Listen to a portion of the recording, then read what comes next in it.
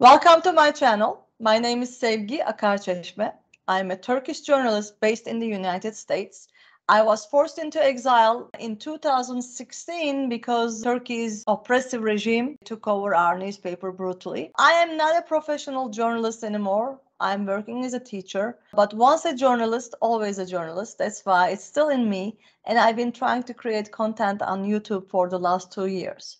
However, up until now, I was only creating in Turkish. Now I decided to turn my channel into hybrid. Some content will be in English, some content will be in Turkish, but I'm hoping to appeal to a broader audience, hopefully with your support, and also continue to talk about issues that are close to my heart. My guest today is Vonya Womack. I met Vonya, I guess, in 2019 after she invited me to speak at Kabrini University about the human rights violations in Turkey. And since then, I've been following her. She has been a human rights activist. Just like any other human rights activist from the West, I admire her work because she is choosing to leave her comfort zone and worry about the things that few people actually worry about. Today, we are going to talk about the situation in Turkey, Greece, and other places. So let's get to know her first. Vonya, welcome to my channel, and can you please introduce yourself? Yes, thank you. Thank you, Sevgi, for having me. So I'm Vonya Womack, and I am now the executive director of an NGO called Refugees Unknown Stories Untold. And it's where we are creating an archive of stories concentrating on the Turkish purge and also doing human rights advocacy work. So prior to doing this, my story might be a little bit interesting because I've done a lot of different things, but I've kind of come full circle around, I like to say. I started off actually doing nonprofit work, and then I got into the pharmaceutical industry. And so I was working in the pharmaceutical industry for about 15 years. And from there, I ended up going into higher ed. And in higher ed, I was a business instructor in the business department, primarily doing marketing. And I also, during my 10 years at Kabrini University, became the executive director of the Global Center. And the Global Center is a place for campus, for students, for faculty, where we would bring in international speakers. We would, create study abroad programs and try to get more internationalized on campus. And so during that period of time, I actually had brought in first a state representative and a local minister that had just been to Greece. And, Sevgi, what's interesting is that at this point in time, I had been in Libya doing some leadership work. I had, studied abroad. I had visited a number of different places with students. And I was always interested in conflict resolution, mediation. So I was familiar with, Ireland, and I was familiar with a number of other places in the world that had to do with conflict and also refugees. But I didn't know about this. And it shocked me, I think, really, to be honest. I was kind of taken aback. When you say this, we are talking to the massive purge in Turkey and massive rights violations, right? Yes, exactly. What have you known about Turkey before this? Were you interested in Turkey or linked to Turkey at all? I was in Turkey twice before, but only in Istanbul. And the last time I had been there was a few days for a layover, on my way to Libya. So I wasn't familiar, I knew the human rights track in Turkey wasn't always great. I was familiar with that, but I was not familiar with what was happening to the intellectuals in Turkey, the journalists, the judges, the lawyers, the professors, the teachers. And I was really shocked, and I was, upset with myself that I didn't really know about this, but it intrigued me and I wanted to learn more. Well, before we talk about your work on Turkey and beyond, I'm just curious. I mean, you are an American, having a stable job in pharmaceutical industry, right? Mm-hmm. That's pretty much everybody's dream, corporate world, benefits and everything. People usually try to move from academia or civil society to private sectors as they get older. Why did you do the opposite? I mean, why did you leave your career in pharmaceutical industry and, switch to something that is, I'm guessing, much less paying, academia and For harder. sure. You almost, when you are Yeah. teaching in college, you're a full-time student as well, because your work is not done when you come home from work. What led you to do this? So when I was in the pharmaceutical industry, it was 2007, 2008 when the market crashed, right? And that's where there was also a merger. And during that period of time, you were consistently kind of moving into different positions. And the last position that I was in had to do with oncology and, talking to doctors in regards to cancer, head and neck cancer. And I just didn't have that background. And I didn't like it either. It was just something I didn't have. I wasn't a biology graduate. I didn't have any kind of nursing or medical background. And so I started looking, for other things to do. And I happened to be asked to teach a class at Cabrini University that was on risk management. And I thought, I don't know. Should I do this? Because my dad is a professor. I was familiar with that life of always having, bringing things home. And my mom was a teacher, so I knew what that was. But I thought, you know what, I'll go ahead and do it. So I did. So I was no longer in the pharmaceutical industry. Now I was teaching a class. And I had to kind of figure out, well, what am I going to do? So I started looking at other industries, pharma industries, looking at jobs there. And the one thing about that, Sevgi, that I came to realize is I was gone an awful lot. And I had little kids during that period of time, and I was really on the road a lot of that time. So there's a lot of things that I missed. And then I get into academia because someone ends up leaving in the business department. And so I never left. I just stayed. They had asked me to teach business. So I was teaching, lower level business classes, and then became, the head of marketing there, and was teaching marketing courses and designing some curriculum and things like that. But I also taught 2 different classes, human rights and global leadership. And so I had been doing that now because I continue to still do that for about 10 years. And so those 2 classes were always the ones that I would work the hardest on, that I wanted to find the most current information on. So that kind of helped me, along the way. So that's how I kind of ended up in higher ed, in academia. And it was the second time that we had a person come in to talk, which was you at Cabrini, that I really got a lot more knowledge around how it affected the person that was involved, with your story and what that is, what that did to you and to your life and to your whole family's life, right back in Turkey. I just became, very engaged in that, and I wanted to know more. And so in order to know Honestly, more, I wasn't aware of my impact, in your trajectory, because compared to so many other victims, I really consider myself lucky because I was able to flee the purge. I was able to flee, partially persecution.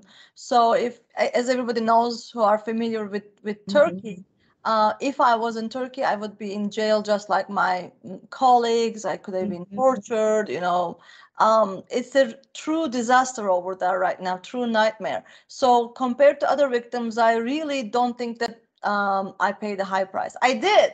You did, From the perspective of a, Western person in the West with a stable life. I had to start over my life, but again, honestly, I'm sure you have been experiencing, hearing a lot more stories than I do for the last couple of years. That's why I want to talk to you. What led you? What kind of stories? What did strike you about Turkey that made you to go to Greece? I know that you go to Greece on a regular basis. You are trying to help these refugee families and trying to hear them. Can you tell us what strikes you the most about Turkish case? Yeah. Well, I think, let me just go back to you for a quick second, because before you came, I watched a video or a film. I can't remember which one it was, but I actually got to see when they stormed into Zaman paper, right? And then I meet somebody that was there. So I had this visual of what was happening, and then I got to meet you, and you were the first, person that I met that had experienced anything. And so from there, then, I thought, why am I so interested in this? Like, what is it about this that is just sitting with me and not leaving? So I ended up going to Germany, actually, not to Greece. So typically people come in, to Greece, right, when they're fleeing Turkey, and then move on into different places in Europe, like Germany. But I ended up going to Germany first. And I met with a number of families in the camp, in the refugee camp. And it was there that I think I was fully absorbed, or I fully absorbed the impact of what was happening. In a nutshell, how would you describe what's going on and what are you trying to do? Yeah, so I guess in a nutshell, I would say is that you have a rogue regime, you have a dictator who will oppress anyone that doesn't agree with him, and will also, oppress minority groups. Mm-hmm. And, the Gulen movement happens to be one of those minority groups. The Kurds are one of those minority groups, and a number of others. And to see what happens in order to stay in power is really interesting, because it's a pattern, right? It's a pattern. Any human rights conference that I go to and that I hear different stories that are on stage, there, whether it's Myanmar or whether it's the Uyghurs or whether it's, something else, there's a common thread that runs through all of them. Ukraine recently. And the Ukraine, exactly. There's a common thread that runs through that. And that's all where dictators want to hold on to power, so they will oppress different groups. So that's kind of it in a nutshell. In what capacity did you go to Germany, representing who or what? I went to Germany only doing like field research. So I was just collecting these stories. I was interviewing people. And who was funding this trip, for example? Were you paying for yourself? How did it work? I paid some of it for myself, and some of it was paid for me to go, not by the university, but it was paid for me to go. So I was very thankful to be able to do that, because part of what I do too is field research. So I had written papers and had to go to, Ireland and things like that, and they were based off of grants. And so that's how I looked at this opportunity. It's an opportunity also for me to write about it. At this point, it's really imperative that I ask this question, because sure. You are focusing particularly on the human rights violations against the Gülen movement, because it's the most intense in the last couple of years. In any ways, are you connected to Gülen movement, or are you funded by the Gülen movement? I am not associated with the Gülen movement. I am completely separate from that. I do get fundraising, but I get fundraising, from probably people that are Gülen, movement people. I also get funding from other people too, Catholics, Mennonites, many other groups. What's the cause? Why do they give money to you, in other words?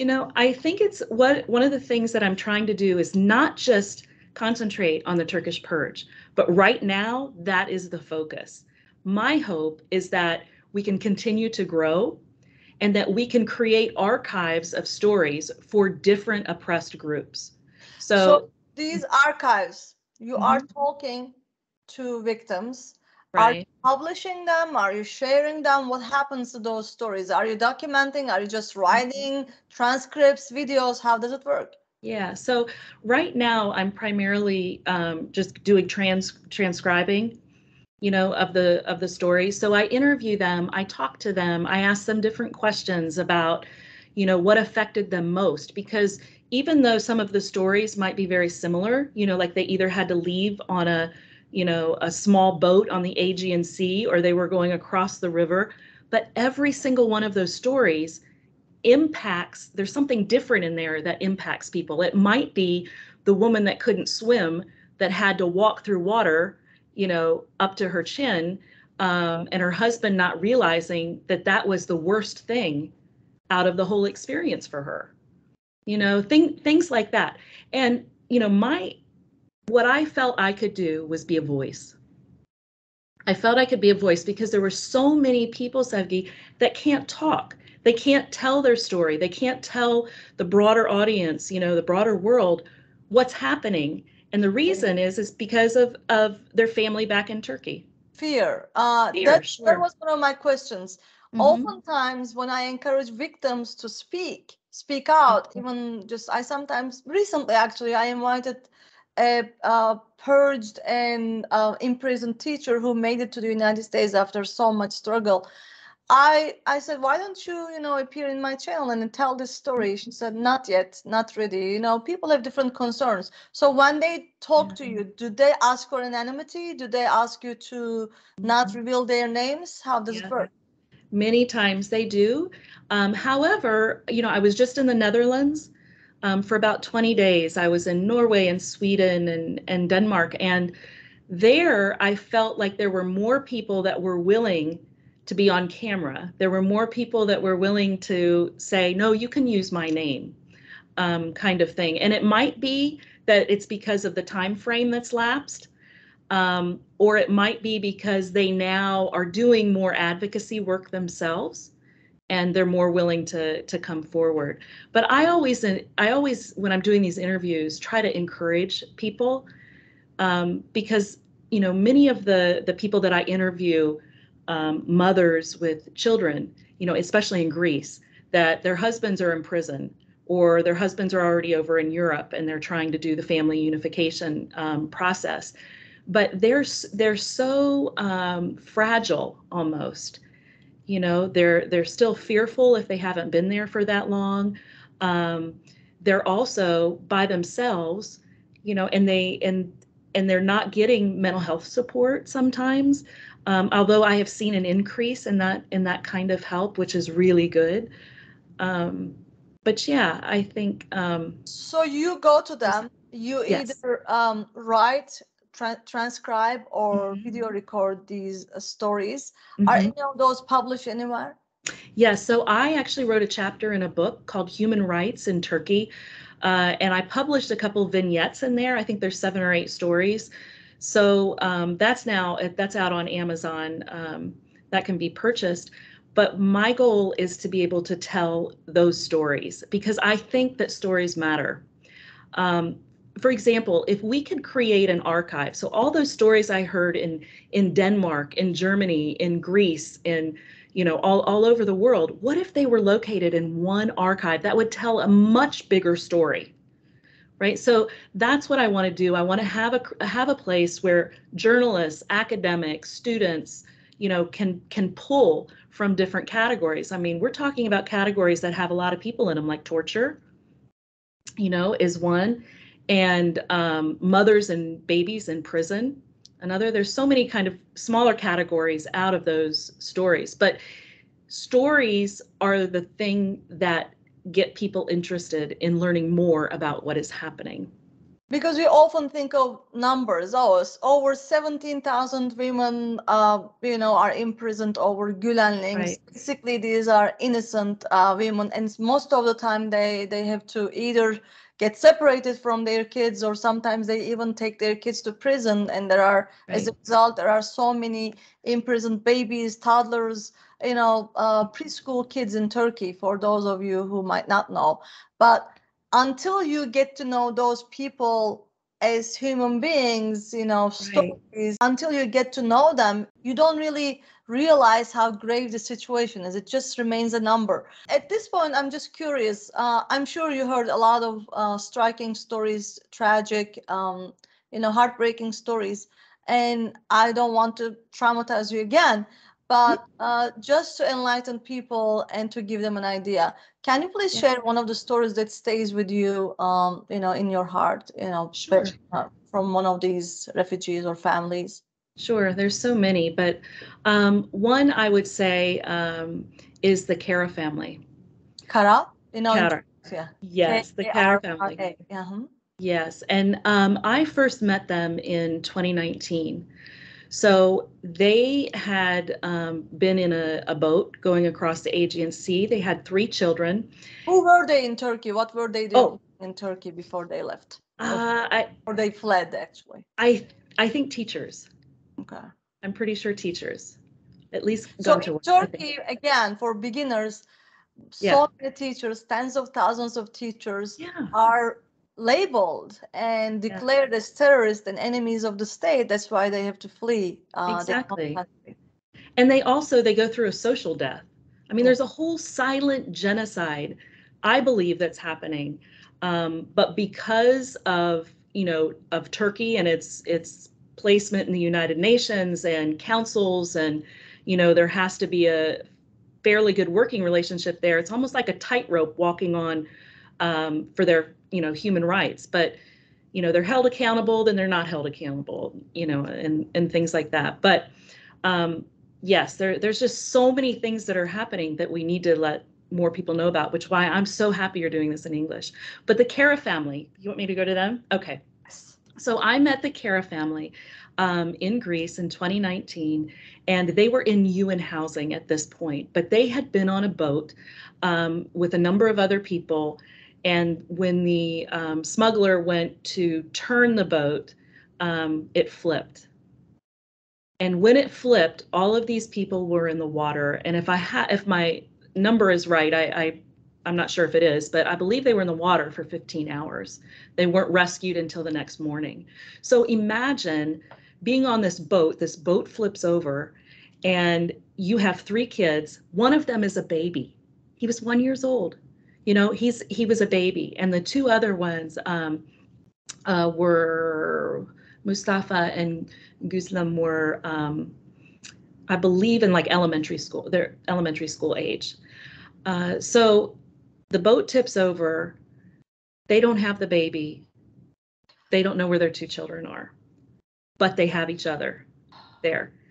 The baby was not wearing a life jacket. Hope I have that right too. But the 2 other children were. What happened then is that people started to get separated in the water. And there happened to be a lawyer that I got to know too, and his wife, and heard the story from their perspective. And when the boat flipped, he found the baby. And so here he is, and he was a big guy. So I'm imagining him like struggling in the water for that amount of time, even with a life jacket on. He had to have been treading water, and he's holding on to this baby. So Gonka and her husband, the Karas, end up moving further and further away. And, the story ends where they're then rescued. A number of people die on this trip, including their 2 children. And so when I heard them tell me this story, and I looked at Gonja, and I always say her name wrong, but I just saw her. But I looked at her, and I could just see empty. She was empty inside. And I've got 4 children, and I tried to imagine, like, what would I do if that happened? I mean, I wouldn't think I would want to live. Like, I wouldn't, how do you pull yourself together, right? So I always like to tell the good part of the things that happen on these tragic stories. That's really important to me too, because the resilience of the people that I have met is amazing. And I think that is part of the story too, that others that have been through this kind of experience can also hear about and know that resilience can be a part of their life too. So I was just in the Netherlands, and I was able to meet them and spend time at their house and spend time with their little one. And I just felt so good about how life is for them. How are they doing now? They're doing great. They're doing great. That emptiness is always going to be there, but they're taking on different kinds of roles, where they're doing more advocacy kinds of work, for kind of representing what has happened. And there was also a documentary that was made about them called Invisible. So that tells the whole story. If you want to go out and find that, it's a tragic tragic story.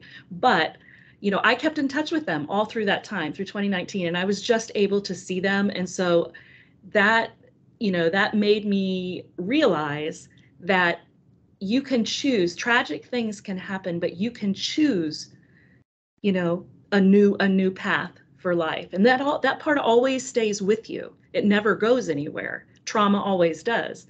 But there's a time you can pull it down and put it back again, and head on a new path. Of course, it's easier said than done, and I can't even know. imagine being in her shoes, in their shoes. But it's called trauma resilience, and also because I've gone through PTSD as well. I'm still talking to my therapist about all these. I'm still having nightmares in which I'm trying to flee my home country, Turkey, even though I didn't have to go through these means. What breaks my heart even more, of course, I don't want to go off track, but I think I must say this.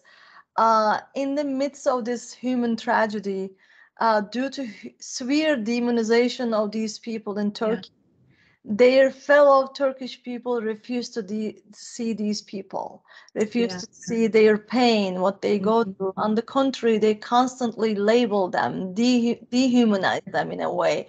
That's why, as you say, they are, excluded from society. They have no choice. They come to a degree that they choose to take this trip, trust human smugglers and take their babies with them because the life in their home country is no better. Yeah. But that blindness, that level of hatred, demonization in Turkey is so shameful.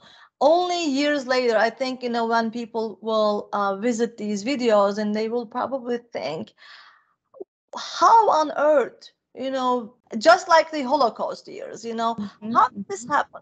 How did this happen 2022, 21, in this age, almost in front of our eyes, live on social media? Right. And this level of hatred, the how it blinds people, this is so tragic. Even more tragic than the events event themselves, I believe. Why should people like you care about these? Well, I think number one, the world's becoming more polarized. I think people are starting to realize that. And in that process, if we're not careful, we don't realize exactly what's happening. And just like you were talking about, you have somebody in, Erdogan in Turkey that is manipulating the masses. And who's done that before? It's been done in history before. We know Hitler's done it, and Mussolini's done it, right? It's manipulating people into thinking. And that's a process of genocide. I mean, you demonize the group, you name the group, right? There's all these kinds of things that just kind of follows along. And, I think that people need to know about this because they don't know about it. And when I started visiting people and they started to, say to me, thank you for listening to me. Thank you for learning about what's happening.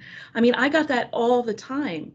And then I started to wonder, I'm like, well, where's everybody at? Why are we not doing something about this? And then, I did learn then over the years here that, people advocate in Washington, D.C. And now you've got someone that's on the main stage for advocating, for not just human rights in Turkey, but also human rights in China and different places like that. So there is more noise about it, but the stories aren't really getting told to an audience that doesn't know anything about it. So I actually am in the process of writing a book, and I'm hoping that this will be able to kind of reach that audience. And it's not so academic, but it's more story-based. And so, that's one of the things that I'm trying to do. I think that people need to know about this because if they don't, it's just going to continue to happen. And if we don't... It could happen anywhere in the world, actually. Yeah, exactly. It sure could. And so, I felt that my job should be to be able to be a voice for the people that couldn't use their voice. And so when I left academia and started this, I thought, well, we'll see what happens. I don't know if I can do it. I don't know if I've got 4 kids and college and all of that. We're going to be able to swing it, that kind of thing. And it's all worked out. So I know that, I'm doing the right thing. So another goal of mine is to bring other people, other Americans, other Europeans into this so that they can start advocating as well, and young people too. How could people advocate? Let's say that they can't be involved as much as you are. There is life, other things and everything. What's the least they can do? Social media is a great avenue. Pass on information. If you're on Twitter, retweet different things. I mean, your Twitter account is a great one to go to. By the way, recently, because I'm so mad at my home country and society, I thought that Turkish society is hopeless, and I almost stopped tweeting in Turkish.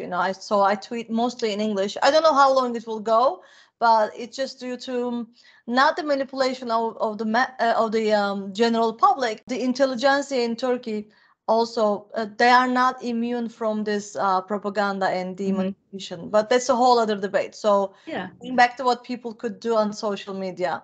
Yeah. So, on social media there, I met groups in Germany, actually young people that are pulling together and creating online, Instagram accounts, for example, that are providing stories, that are putting information out there. They're doing artwork. They're doing a lot of different things to try to reach different audiences.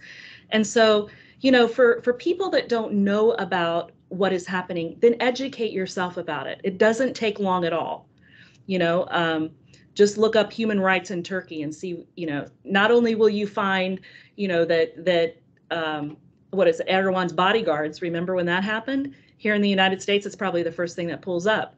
We're beating up protesters here in the United States. So you can only imagine what happens with torture in prison, with the fear of people because they're being followed or they're being harassed, or they're in their workplaces and they're told that they don't have a job, and then they're called names, and kids can't play with other kids that they used to play with yesterday. There's so much of that happens. So the more that we can talk about it, the more that we can educate ourselves about it, the more that we can be involved in telling those stories. I think that is an avenue to reach a broader audience. One final question. I know you are doing this work at an individual level, and I appreciate your activism. What could the governments, Western governments, do? Or are they willing to do anything against regimes, not only in Turkey, but any oppressive regimes? Because we know that, let's say in China, there is a genocide taking place, but only, people got used to it. It's just everyday now. Yeah, that's a really good point. It's almost like we heard about the refugees from Syria for so long, and so and even the Ukraine, like right now, right? So people are a lot less intrigued in regards to what is happening today, that kind of thing. They're becoming normalized to it, like gun violence, right? Just it's part of that human process. But in regards to the government, I had something interesting happen. Just last week, I was at a conference in Washington, D.C., and I happened to meet with the prior governor of Kansas, who is was the head of an international kind of council, right? A diplomat now. And in talking to him, found out that the Turkish consulate had called him and said, "You shouldn't be doing this, and we're going to encourage people not to go." And I shouldn't be surprised about that at all. I know the people that some of the people that were there were not surprised. Other, consulates have done the same thing. But, he said, "Well, why?" And the answer is because there's terrorists there. Now, Enes Kanter was getting some kind of an award, there. And I know that they constantly are kind of after badgering him. But there are no terrorists there. There were prior teachers, there were advocates. That was very interesting to me. But the one thing that did do is it made him more aware of what's happening, right? So they might think that they're doing something that's benefiting them, but actually what they're doing is benefiting whoever it is that they're talking to, because they're going to go find out information about it. So that happened. I also ended up visiting a senator, and during that conversation, I thought it was interesting that they didn't have a lot of background. They didn't really know a lot of the different things that were happening. So I was telling them stories. I was giving them the real information from people, while others were talking about like what was happening in the UN and things like that. So they seem to be interested.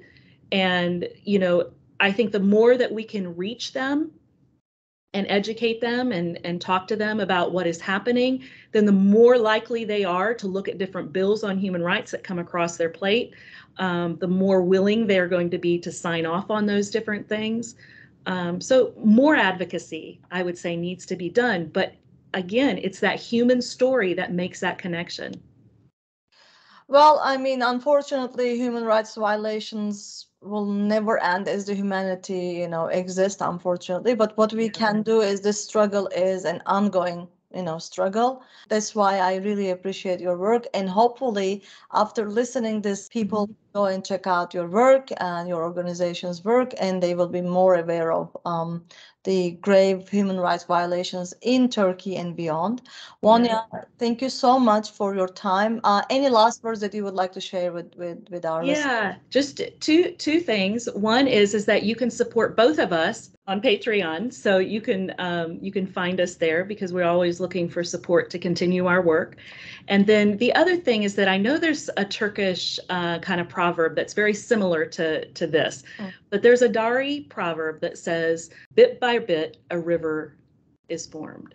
And so if we each do just a tiny bit, if we can each do that, then eventually we get something moving. And so that's my hope for the people that have had to endure all of this, hate, all of the human rights abuses, all of the family separations, and, the losing of children, the losing of family members, that, what ends up coming out of this is knowledge about what's happening. My big hope is that they're held accountable for what's been happening, so that we can try to, stop that. But my heart is with the people that have experienced this horrible oppression and persecution in Turkey. Yeah, I cannot agree more. And I think as part of the Turkish culture and upbringing, we tend to rely on heroes. One hero will come and save us, but actually no miracle is going to happen. The miracle lies in us. We just, as human beings, as you say, bit by bit, we have to do our part, and that's the least we can do, just to try to talk about this and just raise awareness on the issue. Yeah. I appreciate your time, and I am encouraging our first-time listeners in English to subscribe to my channel and share this video and the others. If you know Turkish, you can go and check out the previous ones as well. So I'm hoping to see you again in my hybrid channel with some Turkish, some English content. Thank you so much. That sounds great. Thank you, Sevgi.